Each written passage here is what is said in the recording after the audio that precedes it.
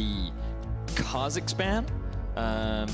Jankos not really known during the regular season for his Kha'Zix, but definitely likes to be active. He likes to be a playmaking jungler, someone that can dish out the damage and have much more of an influence than, say, on one of these tank junglers. So G2, they're just going to stick to what they did in Game 2. Yeah, the Zac, the Xayah, and the Trundle, and there's no Swain ban. That's locked in. And before we say this is the worst decision ever, this is the worst thing that Peter Dunn could have done, I want to say maybe they have a strategy. Maybe they know how they're going to deal with this Swain. And I also want to hedge my bets, because if they do, I want to sound like I was supporting them from the get. So what we've got to look at it is, what Splyce have said is, they've gone back to the drawing board and they've said, was Swain the reason why we lost? And they probably said, no. When they looked at it, they probably evaluated that Swain was a problem, Swain was a threat, and if they fall behind, he becomes a big issue in these late game fights. But he was not the reason why they lost the game, and so they feel that given better execution, they can play around it. Coming into Game 3, if they fail to do that, maybe they'll raise the value in terms of banning it away. But we will see how things progress. This Splyce, they've actually decided to lock in a jungler that Xerxe has yet to play this split. Yeah, grabs the Olaf for himself. A bit more aggressive, can do more in the early game with that undertow. Last game on the Sejuani, he really struggled to have any impact early on. It's going to be the Gnar as well for Odoamne. He's only played that once before this split, so a lot of firsts here for Splyce. Looks like it. G2 sticking with a very similar draft to what they've had in the past. G2 going for a very early Thresh. With the Tahm-Kench banned out, they are forcing Splyce into a support pick, which Kasing is not comfortable on. We talked a lot about this last week. We have to bring it up again. This guy's Braum and Taric are not the best. No. He is much more comfortable on range supports. He seems to have much more success when he's on a lane-dominant kind of utility provider, like the Hjärnan or the Lulu or even the Zilean. And by going up against the Thresh, it becomes very difficult for him to play those kinds of champions. So I like the draft here from G2. Feels like they've come in pretty well prepared for Game 3. Splyce will lock in the Ryze as well to round out their first phase, and now we're getting towards those bans. It's an Alistar taken away by G2, something that is relatively good into the Thresh. Might see the Braum banned away as well. Splyce got rid of the Cassiopeia themselves, and then may look towards another mid lane ban if they really want to solidify Nisqy in a good position. So we heard on the before we came to game from Deficio that he wants to see more winning lanes from Splyce. Now, Gnar, typically pretty strong during the laning phase. You would expect it to go top into the Swain, and you're sitting there thinking, okay, well, the Swain can still be flex picked into both the Ryze and the Gnar, which means that this actually isn't too bad from Splyce. We saw PerkZ getting a lot of early pressure when he was up against the Ryze in Game 1, and I feel like Gnar is a slightly easier matchup that you can look to take advantage of the relatively short range that Swain does have. So something that does work into Thresh that is a range support is the Morgana. That's very true. Which is what Splyce are going to secure for themselves. Have left their AD carry for last, which is not something we always see. With a Caitlyn and a Xayah ban, you are looking towards perhaps the Tristana as a possibility, the Varus and the Jhin there as well. So now the question is, do they look to lock in a top laner, or will they go for mid? Looking at some of the options that they have available, Talia could be something that G2 want to draft if they want to go into the middle lane. Zoe is another potential after she did get buffed not too long ago. They could bring the Swain down into the mid and put something like a Vladimir up top, but it looks like they are going to go for the Zoe instead. Such pick potential on this G2 lineup now. You've got the Skarner, the Thresh, the Jhin with the Deadly Flourish, the long-range Sleepy Trouble Bubble from PerkZ in that mid lane as well, and Splyce. We wanted to see them with better lanes. Well, they're going to have to find a strong AD carry if they're going to be able to push into a Jhin and a Thresh. Varus could be the option here. Nope, they're going back to the Sivir, the late game insurance. It did fine for them in Game 1, and even if they cannot find themselves an early lead, they at least have that late game potential with Kobbe. Their team fighting is still decent, especially with the Mega Gnar and Olaf trying to cause a terror onto this low mobility backline from G2. So looking for team fights from Splyce as expected. Maybe a little bit more in the early game from Xerxe. When his jungle proximity goes up, when he's able to make plays early on, that's when Splyce really come alive. G2, on the other hand, once again, double AP. Only that one tank in the form of Skarner, but if Wunder gets ahead, it'll get pretty tanky as the game progresses. Now, I really would like to see a cleanse from Nisqy. I feel it is very, very risky against a Thresh, a Zoe, and a Swain to not go cleanse. Largely because of the insane pick potential that this comp does have. Like, think about it, right? Either a hook lands or a Sleepy Trouble Bubble lands, the chain CC is immense. You're just dead. Yeah, you have Jhin, you have Swain, you have Skarner, you've got everything. It's going to be really exciting to see how G2 execute this pick composition. But what I'm expecting from G2, a lot of ganks mid lane. That's for sure. I'm expecting Skarner to look for a lot of opportunities, especially given that Nisqy will be running the heal. And for Splyce, they have more winning lanes. Gnar should do fine up into the Swain at top lane. I'm imagining that Ryze should, in terms of early push, be fine into the Zoe. And we'll see what they can do with slightly stronger lanes. Game 3 of a best of 5. We're basically in a best of 3 now, Vedius. Splyce versus G2. 3 games between one of these teams and the finals in Copenhagen. I totally mispronounced that. Copenhagen. We'll just go with the normal pronunciation there.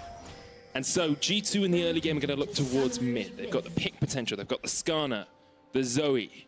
That's what I would do. How are Splyce going to answer? Yeah, so that's what I would do. I think that it would make sense to try and get a little bit more pressure for the Zoe, because remember that she kind of got hard nerfed and then she had a couple of changes come back to her. So her early wave clear is one of the big things that was hit, and once she gets around level 9, is where her wave kit gets back to what it kind of was. So she can one-shot the casters, and she has a little bit more pressure. And also, like, the mana cost changes mean that she can't just spam spells during the laning phase, which is why I would arguably give the early laning push and pressure over to Ryze. And he can also hide behind a lot of the minions during the laning phase. But excited to see Zoe back. Much more of a positive sentiment seems to be revolved around her. But she can still hit like a truck. Yeah. And that's one of the big important things to remember. Sleepy Trouble Bubble, still super obnoxious, still puts you to sleep for like years.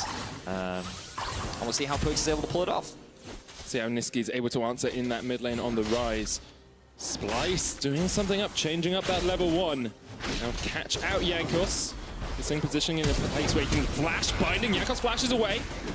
Does still get hit, and that will be a red buff going across towards Splyce. No smite used either by Xerxe. Now, this is Splyce recognizing that Jankos, when he plays Skarner, will do a solo clear to allow Hjärnan and Wadid to get into lane faster, but Hjärnan and Wadid have now been able to push an entire wave. They aren't quite able to zone Kobbe and Kasing away from it, but there is a couple of early CS that will be lost. So the question is, will the advantage gained from this Olaf steal be enough for the deficits that Kobbe and Kasing should suffer early on? I think putting Jankos behind is so important for Splyce when Jankos has been so good at objective control in the early game. Those level 4 dragons, both games G2 have got both of the first Drakes and get the Rift Herald as well. So we'll have to see if Jankos is actually far enough behind now that Splyce can sustain through that early game. Odo going to drop a ward because he's expecting Jankos to be on the blue buff. He is also relatively low, but he'll be able to clear that, get level 3 and walk away. So now Splyce have full information on what Jankos is up to. One of the great things about Skarner is that he has a lot of early wave clear, so it shouldn't take him too long to just scurry on through the rest of his jungle, while Xerxe does the same. Now, what's Jankos going to do? Drop a ward over the wall? For some reason, I had this weird thought in my head that he was going to flash over the wall to dodge on the wards and then go for a steal. But that would have been pretty aggressive from Jankos. He also doesn't have a flash. You have to remember as well, like, he's never been to a finals of an EU LCS, so maybe that's how desperate he is to get there. He and Odoamne played together on H2K for a number of years, had 3 semi-finals together, have had a total of 5 each, and have never won a semi-final. One person is going to be able to break this semi-finals curse today. Whether it'll be Jankos or Odo, we are still yet to see. Yeah, they talked about it on the analyst desk. We want to highlight it once more. We even heard Jankos say how it's kind of sad because also in North America, Prolly and Febiven are going up against each other in North America semifinals. And it's just a lot of the former H2K players trying to find their way into the final, trying to find their way to success on their new organizations and teams. I still have this theory that we're going to get to Game 5, someone's going to be about to take down the Nexus, and then the game's just going to crash because no H2K player is ever allowed to make it to finals. The world just doesn't work that way. Once again, we see the push from G2's bottom lane. Hjärnan and Wadid forcing Kasing and Kobbe back in the lane. But not too monumental an advantage taken anywhere on the map as of yet. And, have to see how this game does develop from here. You can see the vision control for G2 is strong in the river. Xerxe is going to spot out that control ward and clear it away. So we talked a little bit about the lane matchups, and obviously now Hjärnan and Wadid have been able to build a pretty big lead in the bot lane because of how the level 1 played out. PerkZ did get pushed underneath his tower, but he's done an excellent job of farming up. Now the top lane was the interesting one for me because, gotta be honest, I haven't seen a huge amount of Swain into Gnar. And it looks like so far that Wunder has had the advantage, but Odoamne seems to be doing fine in terms of the lane plays. He hasn't been forced to use his pod at all. He's been holding his own for the most part. He's just sitting at a bit of a lane deficit, and I imagine a lot of that comes from when he's in this Mega Gnar form, and it's a lot harder for him to approach the wave, given that that's kind of what this champion excels at, punishing those melee, slow-moving champions. When you look at the lore of Swain and how he actually works as a champion, it's pretty dark. Vedius. He rips fragments of his enemies' souls out. Right. That's what the birds represent. And then he explodes as a demon and explodes those souls all over his enemies again and kills them. So what you're telling me is that Deficio is actually the counter to Swain because he has no soul. Sounds about right. Or anyone ginger as well. That probably works. Splyce, this is what we talked about though, Vedius. Jankos push behind in the early game. Splyce get control of the bottom side river, and they will go for the Mountain Drake. First time we've seen one of those this series. Something Olaf can do so well, because the lower health you are, the easier it is to take down an objective. They also had the push on bot, and Nisqy had priority over mid as well, so it made it very easy to get in, get the vision down, make sure he had control over the river, and overall should be fine in the bottom side. So early Mountain Drake secured for Splyce. And I think... Ooh, is this a gank? Jankos is looking for something, but he's just going to back off. Back away. Every time you expect him to do something, Vedius, he just doesn't do it. Yeah, but that's all right. He's just going to get a wall. Gives us more time to talk.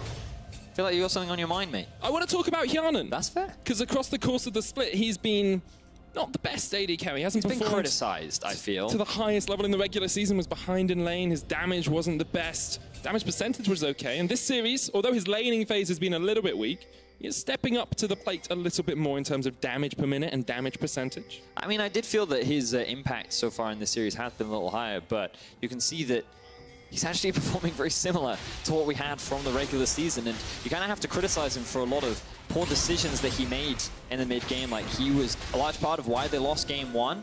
He was also someone that after G2 got the Baron in Game 2, he ended up getting caught out. And Hjärnan is still someone that not kind of performing to the expectations that many G2 members have of an AD carry, especially when the former AD carry was Sven. So we'll see how he continues to perform in this game. Kasing misses the binding, puts the black shield down. Nisqy here on the flank as well, but so is PerkZ. And as I expected something to happen, nothing does. Well, the black shield kind of made it super difficult. Kasing wasn't forced to flash there. We'll be able to heal back up as well. And now, just standard laning. Just looking across the board and seeing if this is a bad thing for anyone, really. And, like, you kind of expect Splyce to look for a couple of early plays, but not so early that it's super important for them to get the snowball. And G2, they have a couple of options across the board. Jankos now taking advantage of one of those options. Smite, great Gnar into the wall there, though, by Odoamne. He's felt the sting of Jankos many a time, and this time says, oh, no, you don't. Pushes him away. He's got his insect repellent out. He's able to force him back. We'll be able to survive that gank. Still a little bit behind in terms of farm by going for an early...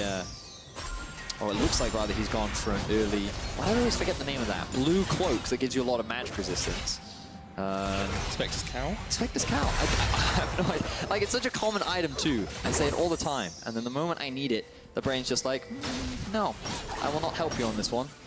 I'm going to be slightly pedantic only because I know we'll get tweeted about it. Yeah. Scorpions aren't arachnids. Aren't insects. Arachnids, technically. Oh, I see. Yeah. So insect repellent would not work? No, it wouldn't work. That's why he had to use his arms. I see. It's like, it's like mosquito spray, right? You spray yourself tons, and then you get bitten anyway, so you just have to slap him out of the air. Wait, but then surely, but a mosquito is an insect. Yes. So insect repellent should work. It should, but it doesn't. I see. Yeah. Those insects are just too darn feisty. Now pushing the bot lane here for Kobbe and Kasing. They're going to get some damage down on towards this tower. It's much more what Splyce want to do, and even early game has allowed them to start to get some chip damage down, but not too much as of yet, Vedius. Just eyes always get drawn to the minimap, looking at the vision. You can see now Kobbe and Kasing have really reclaimed pressure over this laning phase. You talked a little bit about how Morgana does pretty well into the Thresh, thanks to the Black Shield, mitigating a lot of the engage tools. Along with Jhin, who can't really trade that effectively against the Sivir because of the spell shield that she has to block his grenades. Means that they constantly get pushed. And I mean, like, wave clear from Sivir is always super obnoxious too, so... Wadid, Hjärnan and Wadid. Wadid is now the term of the duo. They can't really find much pressure, so they're just being forced to farm underneath their tower, and that is allowing Splyce to get a lot of vision control towards the bot side, which G2 have now reclaimed. Yet to see that powerful impact from Xerxe. Yeah, Odoamne is going to get the stun on towards Wunder, who... He's going to flash. Can flash. Does have the 5 stacks on that ulti. We'll just use it to clear out the wave instead. Odo had a flash of his own. We'll have TP up soon as well, so it's just an ultimate trade there. I imagine Wunder probably wants to go back if he's just used his ulti. By using the ulti, it creates pressure on the 1 versus 1. Ooh, drowsy. Xerxe is here though. PerkZ going to try and land the Paddle Star. Predator comes out as well. Nisqy turns onto PerkZ. Let's have the Proto. Paddle Star doesn't connect. Xerxe running very quickly right now. Speedy. Drowsy connects though. Jankos might look for the stun. Ragnarok comes out. And once again, a trade of ultimates in the mid lane. It's a very slow early game so far. Saw a very tense close matchup in game 1. Now we see... Ooh, we did. I completely forgot about that spell shield. Also a great tool for mitigating the pick power of Thresh. That means the hook doesn't stick on you as well. Here comes the exhaust, the engage, the on the hunt. The rest of Splyce are on their way down as well. Hjärnan gets out of the soul shackles, gets back with the lantern as well. Wadid flashes away. Wunder and Jankos here. The catapult coming up the side as well. Gnar gets the first kill. Splyce pushing forward. G2 have one for their own. PerkZ in from the side. Kobbe, everyone flashing away. The flash from Xerxe is not enough to get him to safety, and G2 have turned his head. They'll turn this fight right back around on its head. Odo pulled back by the root. G2 will get 2 kills. Wow, all 5 members down into the bottom lane very early on. But G2 were the team that were able to find the win. Multiple low members on Splyce mean that they cannot defend this turret. And as G2 to successfully find the fight. Great fight by them. They're going to get first tower blood out of this as well. And perhaps that snowball has started once again. 12 minutes in, they are 2,000 gold ahead. So let's see how this all starts. Kasing knows that both Olaf and Ryze are on their way bot. Everyone's level 6. TP is ready. Flash into binding. Secures a very easy kill onto Wadid. Oh, Odo actually has to flash in. And because they overextend, Wunder can then get into the backline thanks to the TP. He doesn't have his ulti due to the early skirmish that happened up top. And that if he had, this fight could have ended so much worse for Splyce. Fortunately, Odoamne is there to body block for Kobbe, so he doesn't lose his life to the Jhin. And PerkZ doesn't feel confident enough to continue on with the chase. They take the tower, they take the kills, and they get themselves an early gold lead. But the execution, or the decision-making there from Splyce was pretty positive, but they didn't quite respect the turnaround potential from G2. See Splyce decide to swap up towards the top side, knowing that that's where Hjärnan and Wadid will be going shortly. Luden's Echo finish on PerkZ as well on this Zoe. Hit that level 9 mark where he should be able to clear out the waves a little bit easier. And we still haven't really seen that much of Xerxe's spark, that much of his ingenuity in this game or in the last. The first game was relatively good, but apart from taking that Mountain Drake, he hasn't really impacted the map. I mean, I must say, like, I'm just looking at his options on where he could gank. We just kind of talk about how bot lane could be an option, and we have seen him now gank towards the bot side. So even though there wasn't a huge amount of action pre-10, I don't want to be too critical of them, given that I felt that both compositions probably wanted to wait a little bit before they tried to force that many plays. Just for me, Vedius, you know, Jankos has been taking Xerxe to school in this series. Just so much stronger on that objective control as a jungler. The Rift Tower, though, this game, objective control from Splyce has been a lot better. The Sleepy Trouble Bubble comes out. Deadly Flash does not connect. Rift Tower still propped. Kobbe's going to run up towards the top side, but Hjärnan and Wadid could chase him if they wish. Instead, they're just going to get the vision control of the river. Rift Tower will reset. Yeah, Mountain is on the cards right now. Just looking as to where Wunder's mid. So he's actually used the window that he generated bot through the minion wave to move up with his team. He doesn't have TP, which should allow G2 to have priority over this objective. And Odo can only really answer by going for the Mountain Drake himself. Now, will Xerxe try to go for a steal? So a really important thing about this Rift Herald as well is the steal might come in, doesn't quite. G2 backing away. Kasing caught out with the deadly good on. flash in onto Kobbe as well. Pops the spell shield. He's not going to escape. Kasing's running right the wrong way, straight into the jaw of a tower. And G2 will get 2 kills and the Rift Herald for themselves. Now Splyce do have priority over mid, so they're trying to answer with a turret of their own, which I believe they can secure, but good engage there from G2. Kobbe was not expecting his Skarner to come over the wall and ult him instantly. He still had the spell shield afterwards. But G2 continuing with the pressure. They had great early game success in game 1, and they're continuing with that momentum in game 2. Getting the Rift Herald opens up so much more of the map for them as well. It can be hard to siege a tower when you're playing against a Ryze and a Sivir. We talked about it a little bit in game 1. Their wave clear makes it pretty difficult, but now they've got the Rift Herald, it opens up the opportunity for them to push towards it. We'll see the splash engager from Jankos across the wall. Yeah, really good ult there. Kobbe just doesn't have vision of it. You can see there was a spell shield coming out afterwards. Unfortunately for him, he just can't react in time. If he had, it would have also been super clutch, but unlucky. And then Kasing also gives away his life. Now, he has changed with teleport. Curious as to what he'll be able to do with that. And also keep your eyes on Wunder right now on your minimap. So when you push a wave in like this, when it's super far overextended, this creates a window with which your team can look to try and take advantage of. So often you'll see like the individual move and group up with the rest of his team. And that's kind of what Wunder did just before with the Rift Herald play. And he's basically just forcing back and taking advantage of the fact that he's stronger player in the 1 versus 1. So now that he's created another window, he's going to group up with the Skarner, likely move towards mid and take advantage of this Rift Herald to secure themselves the mid tier. Yeah, all 5 players from G2 are sitting around this mid lane now. I don't think Splyce are going to be able to answer too much. Might be just setting up for a defense of the tier 2. So while that tower goes down, would you like to know a fun fact? Oh, hit me with a fun fact. You know what the Welsh word for window is? Fenestre. It is! He actually knows that it is, in fact, that is the Welsh word. Fenestre. Do you want to know why? Why do you know that? Because it's the same in French. Oh. So wow. I was just like, so the cool word, the really cool word is defenestrate, okay, which means to throw someone out of a window. That's where I know it from. Wow. The Latin must be finessed or something. Well, there we are. Fun facts across the board. Now, G2, their eyes are set on this top tower. PerkZ making a roam up towards it with the vision control they do have in the river. I don't know if they can secure anything because Xerxe is lying in wait. Can come out from Nisqy as well. The engage from Wadid, but he's stuck underneath this tower. He falls. Great stuff from Xerxe. And Splyce on the chase. Flash away. Heal as well from Hjärnan. PerkZ looking for the paddle onto Nisqy. Splyce will not get too much more out of this, but can push for that top lane tower. Yeah, very over-eager play there and a really good punish from Splyce. Xerxe recognized that if G2 is going to look for anything, it'll be this finer up in the top lane. He moved towards the top side. He was ready for the counter gang, and given that Wadid went in by himself, along with the Realm Warp to follow up, G2 couldn't help support their support, and he ends up going down. This game is so back and forth. We saw it in game 1. It seems to be a repeat here. Wadid just goes too deep. Yeah, just look at the minimap. You can see that Xerxe is already in a position alongside Nisqy to support, and PerkZ cannot assist. They're not expecting the 4 members of Splyce to show up to the top side of the map and then suddenly get this counterplay. So now Splyce get themselves a tower back on the board. Still behind in gold a little bit, but overall, game still very even, as you rightly identified. So something we haven't actually hit on too much is the scaling of both these compositions. Who comes out stronger in the late game? Because I look on one side and I say, you've got Sivir, she's always good. 500 CS, Sivir win condition, right? And then I look on the other side and I say, well, you've got 2 AP carries, Swain's been really strong, Zoe can poke out and do a lot of damage as well.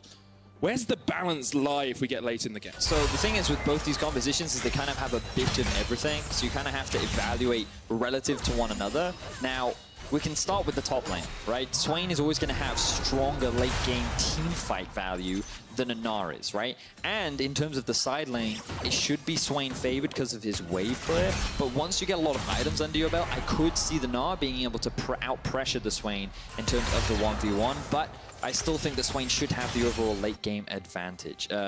in terms of the mid laners, PerkZ will not be able to offer the same sort of team fight value, but he has so much pick threat that you have to respect it. This is a great example of what I mean. Cleanse and the Black Shield being forced to use to get out of that situation. And as the game progresses, he's going to be a big late game threat. But Sivir is always going to outscale the Jhin in terms of team fight value. So both have team fight threat, but you would argue that G2 have more, but simply because it's Zoe and she's single target and her positioning and her ability to land skill shots are what's so important. It's going to come down to execution on the side of G2, which is a little bit harder than that of Splyce, who basically just want to hit the person in front of them, which is going to be so much easier to do when you have a Ryze, a Sivir, the Gnar, and the Olaf. So I think execution is going to be a big thing in this. Jankos wins the smite fight against Xerxe for control of the red buff, which is great for him. Sleep from across the wall onto Nisqy forces him to wait a second before he can actually clear out that wave. And we see Wunder's actually moved up to join the rest of G2 here. As a 5-man unit, they're going to push for this final outer tower. Olaf should be able to secure bot lane as well. He's got a wave pushing towards it, so it is just going to be a tower trade. And interesting to see G2 giving the gold across towards Hjärnan here. They want to get that Jhin up towards the second and third items. I think it's absolutely fine. Just trying to distribute the gold relatively evenly. They know that both mid and top are doing pretty well, given they have 8 kill and 2 assists, whereas Hjärnan very assist-focused. And also, he probably told his team, hey guys, I just need a bit more gold and I can get my rapid-fire cannon. So they're like, okay. This one time, we'll give it to you, Hjärnan. Has got a 35 CS lead over that Sivir as well, doing a good job of shutting Kobbe down. A lot of that will come, of course, down towards that bot lane tower. Jankos actually out. Nisqy pops the suppression down as well. PerkZ on his way. Remember, the Sleepy Trouble Bubble can go through the walls. Realm Warp out. Nisqy escapes, and the blue buff goes to PerkZ. The cooldown on the E still very, very long there for Jankos, so he couldn't quite pop it a second time to interrupt Nisqy's ult. Will steal away the blue buff successfully, though, so small advantage gain for G2, but notice that there's actually no pressure up on the top side, so Splyce will get a free wave, farm will be lost, but PerkZ gets himself a Rabadons. And we're seeing this a lot more in the second item, simply because after the buffs, you get more AP, and it's considered just more value. The percentage increase that as well, yeah. The base AP that you do get from it, as you say. Ocean Drake across to G2 here, and the last few minutes have felt very Jankos heavy. He seems to be pushing forward into the Splyce jungle a lot more than Xerxe is getting into his jungle. Seems like just G2 are on the front foot a little bit more at the moment. I must admit that Xerxe's Olaf so far has not impressed me. He hasn't had the same kind of impact that he's had on things like the Sejuani and the Zac, even his Skarner as well. But they did put an early priority in it in the draft. We'll see what else he can do. Now we get to see this 1v1 that we were talking about a little earlier. Wunder ripping the souls out of the minions, going to Odoamne as well, but that adaptive helm reduces the damage on towards the Gnar, so Odoamne's happy just to push him away, wait for the ultimate to come off cooldown, and then switch back to mini Gnar form. But you can see there that when the ultimate is up, Gnar will not win. But once it's down, and he has the range advantage, along with the adaptive helm, I think he trades pretty well now. Good pick here. Doesn't land quite, though. The follow-up isn't there from G2, so Xerxe is able to walk away, doesn't have to use his ulti. And as much as G2 have pick potential, you have to remember you've got Ragnarok coming out from the Olaf, you've got the Black Shield as well. PerkZ cleanses away, but the Predator comes in. Jankos looking for the chase on towards Nisqy. PerkZ jumps forward once again with the portal jump. Teleport coming out from Wunder as G2 try and force the fight a little bit more. Both teleports were cancelled. 1v1 skirmish towards the Raptors. Wunder being forced back. Summoner spells being used across the board. Nothing really gained just yet, though. Game still very steady, still very even. G2 slight lead. A couple of second items have been finished. It's tense, Manic. It is. We've had 3 different games, I feel. Yeah, first game was G2 trying to win and Splyce being willing to scale. Second game was skirmishing and fighting. Second game was G2 snowballing. Yeah. And this game has been, both teams seem seemingly content with scaling a little bit, but also trying to make picks. Yes, I feel like it's just been a much more slow, steady kind of game. Here we go. Twin Shadows. He's going to flash the wall. He's got the second flash, though. Does get him to safety. Baron aggroed. Ooh. He's fine. He is. Calculated. Not entirely sure where he got that second flash. Did he already have it on the spell thief? So he had one on his spell thief, and then he used his own one as well. Got it. That's what I assumed it happened, but I just wanted to make sure. Thank you for the clarification there, Medic. Now the blue buff is up. They will likely want to give that over to PerkZ as Splyce gain river control. Very important with the Baron up, and there's another big question for us. Who has the faster Baron? I think that when you have a Jhin and a Zoe, you automatically have the slower Baron. Yeah. So Splyce, if they ever kick things off, should be in a much healthier situation to burn that objective down. Whereas G2, they're going to need either a big commitment towards the bot side of the map from Splyce, or they need to find a couple kills before they can feel confident rushing that objective down. Have to remember the story behind a lot of these players and these teams as well. G2, 4-time consecutive champions, the first time it's ever been done in the EU LCS, looking for their 5th title. They would tie Fnatic as the most crowned team in EU LCS. Splyce never won a championship, they've always been challenging for it. 2016 they were in the finals against G2, they fell then. Will they fall at the final hurdle here as well? The suppression comes down. Look at the damage on Odoamne, caught out once again by Jankos. The Splyce have to retreat. Xerxe is going to get away down towards the bottom side of this fight. But G2 started the Baron and called Splyce out. Now that was the pick power that we talked about, except G2 used it in a very creative way where they started the Baron, forced Splyce to come near it, and then immediately turned with all of their single target CC to just burst the target down. It ended up being Odoamne, they find the kill, and now they're back on the Baron. Kobbe pushes forward onto PerkZ as the flash finally came out, but Kobbe's all alone, just trying to take out the King. Cannot get him, the Unstoppable comes out as well, off towards the top side of the fight, but G2 once again make a catch and get a kill. Nisqy chasing onto Jankos, instead settles for another Arachnoid, the Scuttle. Now, this is still pretty good for G2 because look at the bottom lane. A huge minion wave has just been lost to the tower.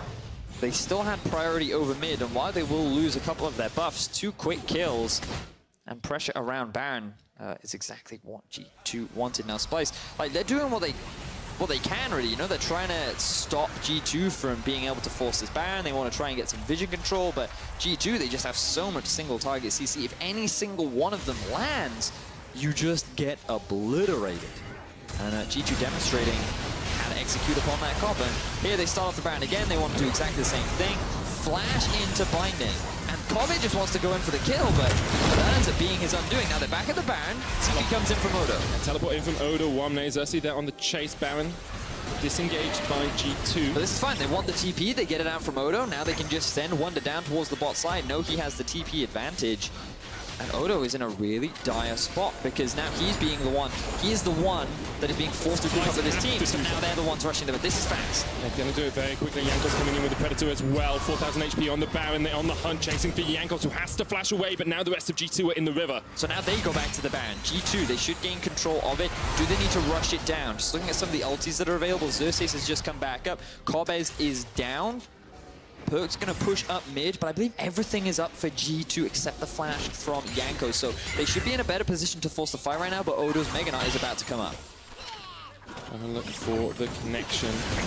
Odo walked into the sleep. Baron started 6,000 left on that. The curtain call comes out, forcing Xerxe away, forcing Kobbe and Ode to back to Odo might be dead. Jungle. Odo's still alive. Nisqy coming in from the flank. The binding doesn't connect. Xerxe put to sleep. The Baron disengaged though by G2 and re-engaged once again. Kobbe on PerkZ. 2,000 HP on the Baron. This is it. This is the defining moment of this game. G2 on the Baron. It's down to 1,000 HP. Xerxe being forced away. The Baron falls. Can Splyce get anything out of this? Wadid and Hjärnan forcing them back, but Nisqy flashes forward. He wants to carry his team to glory, but he just can't quite do enough.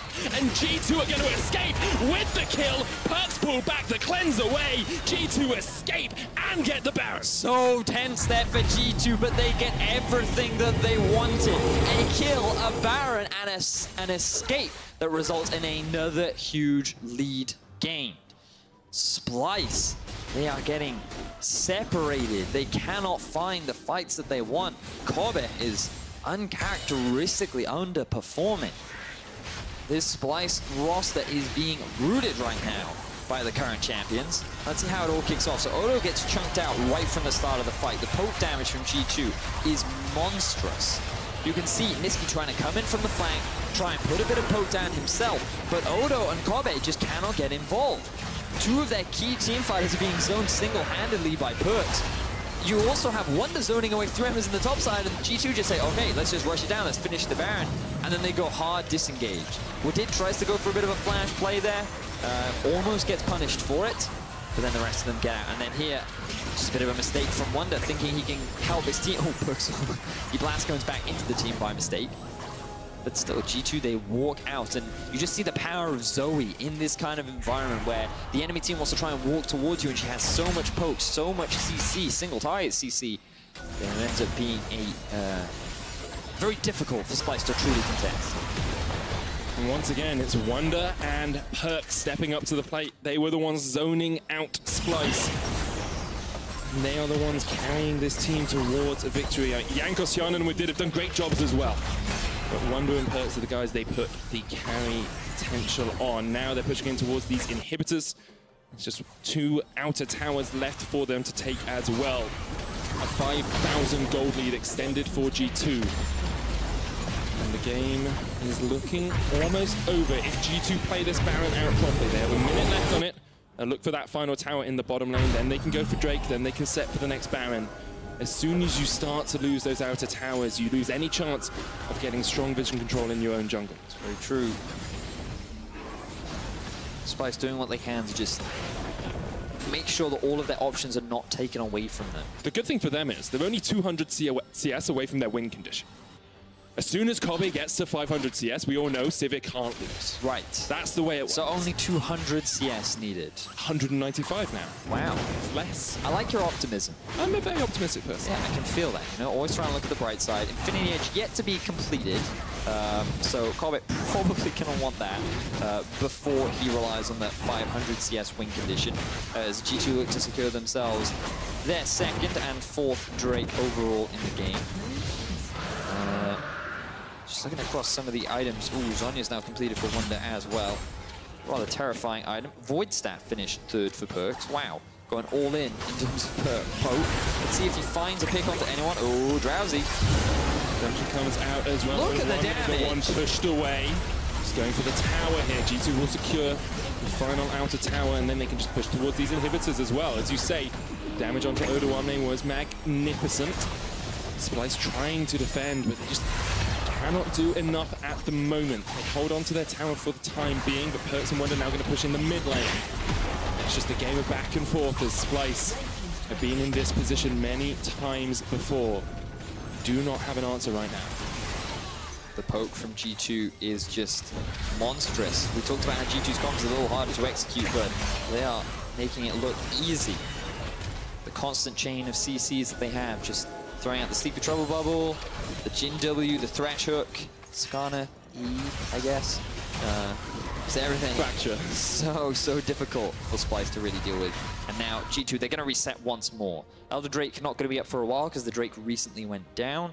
And Baron not really on the cards for about another 2.5 to 3 minutes. So G2 will likely just look to mainly take control over the enemy jungle after clearing out their own, steal away more camps, starve Splyce from even more resources, and then wait for the Baron to respawn before looking to try and end the game. And very similarly to game 2, this is G2's game to lose at this point.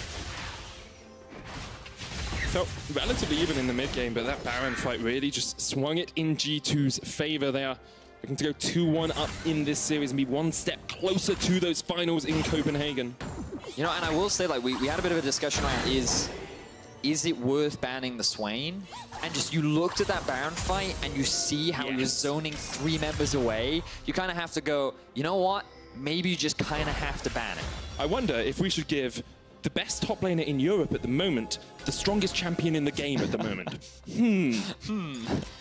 I wonder where it could go wrong for us. Well, at the moment... Wunder yes or Wunder no? Tweet Alex. So, G2 looking for a pick, as they usually do with this comp. Baron up in a minute for them as well. You can see, even if Splyce finds some way to engage, you've got a Mikhail's on Wadid to try and keep his team safe. The push in the bottom lane by Wunder. Now he rotates up. He moves up to join his team. The ult coming out from Hjärnan. Xerxe didn't get connected by that Sleepy Trouble Bubble. May have hit the spell shield on towards Kobbe as well. You can see the goal lead. This is an extension from G2. This is more methodical than previous games, and now they're just going for that mid lane inhibitor. So they should secure it relatively easily. Odo not really near Mega Gnar. He's just going to get jumped on flash. Jumps across the wall. The cleanse comes out. The QSS. The QSS from Odo, that makes sense. Doesn't end up getting used there, so he will be forced to back away. But the front line down, G2 have their eyes set on the bottom tier 2 tower. They don't even need the Baron at this point. They just realized, oh, wait a minute. So he's really fed. And if we land a single bit of CC, you're gonna die. So now with the pressure that they've generated, they've actually said, you know what? Okay, worst case scenario is Splyce find a fight, we lose, they get Baron, they stall, we then lose game. So they said, you know what? We'll take the mid inhib, we'll reset, we'll go to set up around Baron, and then we'll make this our primary win condition rather than gambling on another tier 2 tower, tier 3 tower. Baron's only coming up in 10 seconds or so, and as much as Zoe is ahead and PerkZ is ahead, I want to look at Hjärnan as well. He's at 4 completed items on this Jhin. He's sitting about 2,000 gold ahead of his counterpart. It's quite a strong lead for the AD carry. Rumble going to come out here. They're just looking at the Baron Splyce. Straight on it and straight off it. That was... I mean, it was done in the middle lane, in plain sight, when G2 had control over the river. They're now forced to retreat. Look at Wunder flanking. Ooh, this could be big. He doesn't have the rest of his team there. Only 3 soul fragments on him as well. Means he won't do as much damage with his ultimate. He isn't spotted out yet. Now he is. And Splyce. Oh, he actually used W on the brush to bait Splyce into thinking that he wasn't in there. An old school strat from back in the day. Clairvoyant strat. Yeah. Fnatic used to do that. You clairvoyance your own bush. Ooh, Xerxe not in the best positions. Does have ult. Mid lane push is coming out. Odoamne trying to chase on towards PerkZ. There's the drowsy Kobbe with the on the hunt as well with the QSS. PerkZ has to flash away. The flash chase from Odo, and PerkZ will fall. The king is dead, and now Splyce are looking to close this one out. The Nexus tower minions are there though, so Splyce cannot go for the Baron just quite yet. Someone needs to deal with those minions. We're going to pop the ult. That's pretty big though for Splyce. Now they can actually be the ones. I don't know if they can start the Baron just yet, but they can definitely set up for it. Minions still walking down the middle lane. You identified this earlier. TP was used for Kasing, and now they kicked it off. It's a Baron brawl for the game. A curtain call from the side. Hjärnan trying to close the hopes of Splyce. Jankos in that front line is caught up. This question comes out. It's only one to Nisqy though. Jankos still alive. Nisqy. Oh, look at Hjärnan! Hjärnan! The carry on the back line takes out 2. The Baron goes, but Kobbe's dead. It's a triple. The Jhin. 1, 2, 3, 4. Looking for the quadra kill here as well, but can't quite close it out on Odo. They want to get to him. It's a curtain call for Splyce, and it's curtains for this game. G2 with a massive team fight, just as we talk about if Hjärnan can be the carry. The moment his leader falls, he steps up to the plate, he gets the team fight win, and he's gonna take G2 to match point. That's the Hjärnan we know and love from Rocket. That's the Hjärnan we've been waiting to see all split. 2 carries on G2, I'll raise you one and make it 3. Hjärnan pulls G2 kicking and screaming to a 2-1 lead in this series.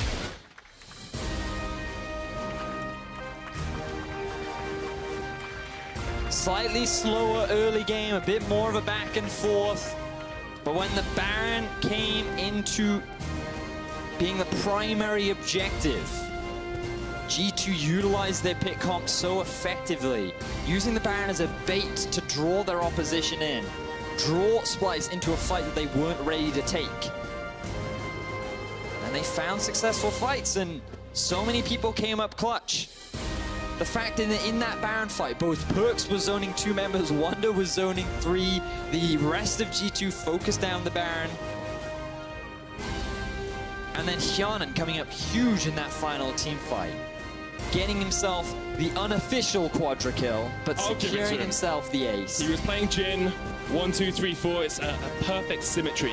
It's unfortunate because in the stats it won't come up as a quadra kill, but we all know it truly was. Yes. It's one of those times you get an S instead of an S plus and you're frustrated because that quadra kill should have counted. But great stuff from G2. Splyce, on the other hand, I don't want to say it all comes down to draft because they obviously had an idea of how they wanted to deal with this Swain. Yep.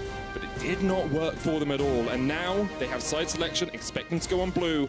And I really expect G2 just to ban Swain. Yeah, and it kind of comes back to one of the big differences that we identified coming into this series, which is that for Splyce, they're actually very reliant on Xerxe being this spark, the ignition for the team that kind of gets the team going. He's the guy that starts team fights. He's the guy that gets the team early leads. And if he's not able to do that, Splyce kind of look like what they were at the beginning of the split, where they get to these late game situations, they rely on late game fights, whereas G2, they have carries all across the board that can build their own leads. You have pressure top, you have pressure mid, you have pressure jungle, and as we just saw, you have pressure on your AD carry as well. Oh, G2 have brought us to match point, so Shocks, break it down for us.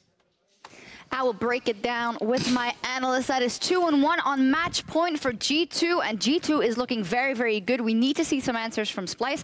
We'll get to that in a second, because first we want to see what exactly was so good about G2's second game. And we're going to start with an early replay, 11 minutes in the bot lane that got their first start, I would say. This is where the snowball started rolling for So this G2. is the second time in the series where Splyce is going for a play on the bottom lane, and I definitely want to highlight Hjärnan here as the replay goes, where he's positioning so perfectly in front, like between the two players, that Kasing has to make a choice. Does he go for Wadid or does he go for Hjärnan? So do you agree with his choice? I don't agree with Splyce's choice. I like the counter play of G2 because they know that they have two TPs coming in. They know they have the Swain and the Zoe, who actually has a TP at this point, and they can actually counterplay this perfectly, where Hjärnan is going to walk out, he's actually going to walk into his own TPs and allow his own team to basically like just, you know, follow up, and he buys so much time with this and allows the counterplay for G2. It bought enough time for PerkZ to channel a full recall in mid, swap his cleanse for TP, and still TP into the fight to actually get to do something. But yeah, as you highlight, they got enough time there to actually get everyone down to take the fight. And once again, while this was not about the Swain being like broken, he gets some of the early kills from it.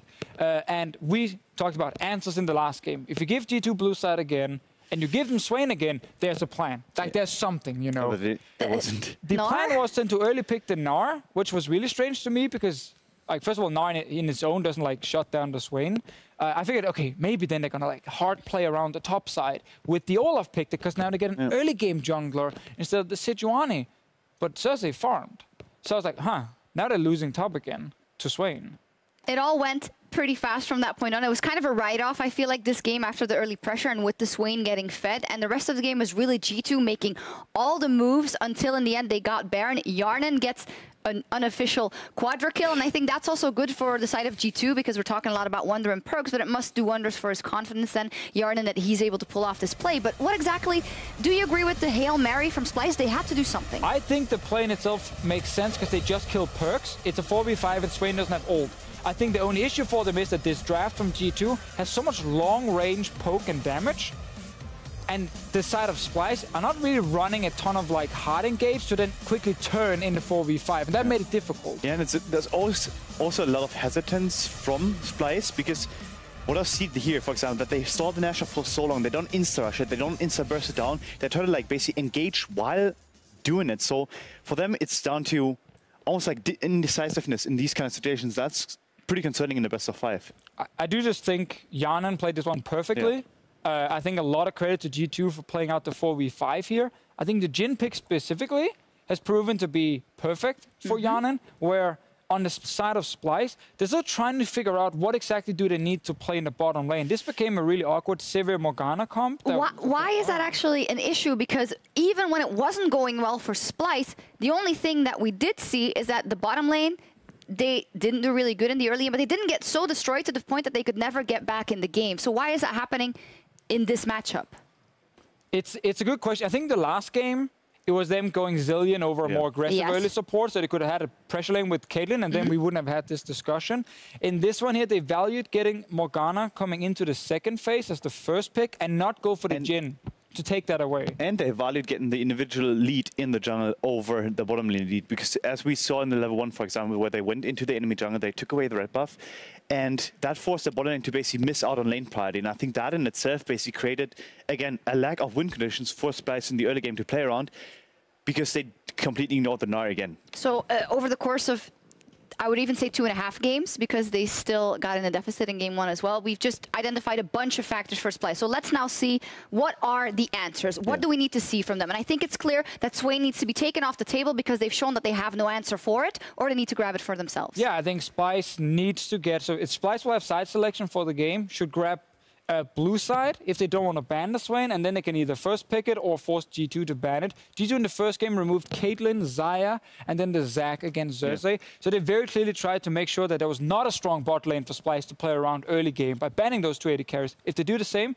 Swain goes over to Splyce. So adaptation in the pick and ban in terms of Swain. Secondly, amazing, you talked about Xerxe already. Now, Xerxe helped Splyce a lot in the second half of the split. He had a lot of early game influence, and you made the remark over in the cast room that you feel that he hasn't surpassed that. He's doing kind of the same thing, and he isn't bringing extra to this best of 5. I would even go as far to say that he actually regressed to his almost like early season stuff, where with the Zac being out, I think he almost looks, I don't want to say insecure, but he looks like he looks as if he has no inspiration whatsoever, where he doesn't find the place, he doesn't find this kind of X factor that I always like about Gilius, for example, where if your team needs a play, he's going to make it. And I think Xerxe so far, with Zac out, hasn't shown that kind of potential to do so. That doesn't sound like something that will magically get fixed in Game 4. So is there any actionable things outside of the Swain getting picked away that you want to see them do? Do you want to see them pick maybe a bottom lane that can completely take over the enemy and snowball from there? Do you want to see Odo on a different pick? Oh, even though his Gnar wasn't bad, it's hard for us to come up with answers, so it must be even harder for Splyce at this point. I would say thrive on what you're actually good at, and I think Splyce is a more consistently good team than G2. And what I mean by that is that they can play at a certain level more consistently than G2. G2 has highs and lows, and I think if you just play to that, you pick the better late game comp and have some win conditions early game that they actually play around perfectly, because I think Splyce has potential game understanding to do so. I think they can pull off at least and put it to match point in Game 5. Yeah, it's rough for me to hear when you say, well, G2 has highs and lows, because now for 2 games in a row, they've just completely steamrolled over Splyce. Really good drafts. Yeah. Really good drafts. Comes for them, where I feel like Splyce were not taking anything away from G2. They were trying to fix some of their own issues, but they didn't actually fix them. They just, in some ways, actually made them worse, going from Game 2 to Game 3. I think Splyce could go for late game drafts, could be one way for them, like they did in Game 1. I think G2's early game has been pretty good, and I think they've been pretty good around Baron as well, which has actually meant that Splyce couldn't just get easily to 4 items. I just feel like if you can get Swain on your side of Splyce, great. You suddenly have a strong champion you can rely on both early game and late. Otherwise, if you need one lane to play around, so far it seems like it can only be Odoamne with how the picks and bans are going now, but they don't seem to want to fully invest into that. So it's kind of tough, and they might have to just go full late game then, because they feel like they don't have an actual winning lane. That might be it. So for Splyce, the option might be just go full late game. Who is the guy that pushes G2 over the finish line in Game 4? I think it's Jankos. Yeah, I think so too. I think the amount of aggression that he's shown early game and the amount of playmaking that he's shown is basically going to decide whether or not they're going to have to play Game 5 or not. And it would be a fantastic story for the side of Jankos. Has never made it to that final stage, has never been able to lift the cup. So if he gets G2 over the finish line into the final, it would be wonderful. We'll see if Splyce has something to say about that. G2 only 1 game away from their 5th consecutive final. Stick around to find out if they can do it or if Splyce manages to come back. We'll be back in 3.5.